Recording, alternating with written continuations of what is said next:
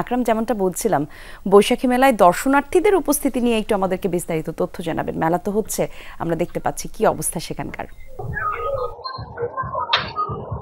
বলি, আজ সকালেই কিন্তু যে নববর্ষ উপলক্ষে একটি বর্ণাঢ্য র্যালির মধ্য দিয়েই বৈশাখীর যে আয়োজন সাতক্ষীরায় উৎসবের সেটি শুরু হয় জেলা প্রশাসকের নেতৃত্বে। এবং এই যে রাজ্জাক পার্কে এখানে 10 দিন ধরে বৈশাখী একটি মেলার আয়োজন করেছে জেলা প্রশাসনের পক্ষ থেকে।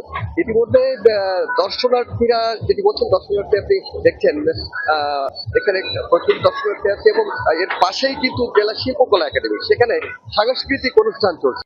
ফলে দর্শকদের একটি অংশ কিন্তু সেখানেও রয়েছে। এছাড়া যদি দর্শকদের ব্যাপারে আরেকটু বলি, সকাল নাগাদ যখন র্যালিটি শেষ হয় তারপরে কিন্তু দর্শনার্থীরা এখানে পরিপূর্ণ ছিল। যেহেতু এখন দুপুর হতে চলল, হয়তো অনেকেই তাদের বাসার কাজে গেছেন, আবার অনেকেই কিন্তু তাদের যে পরিবার পরিজন নিয়ে এই মেলাতে এসেছেন, শিশুদের নিয়ে এসেছেন, তারা কিন্তু উপভোগ করছেন।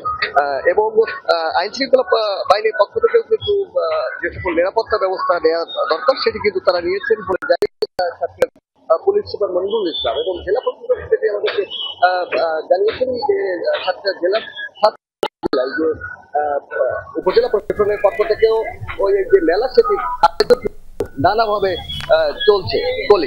ধন্যবাদ আপনাকে আকরাম।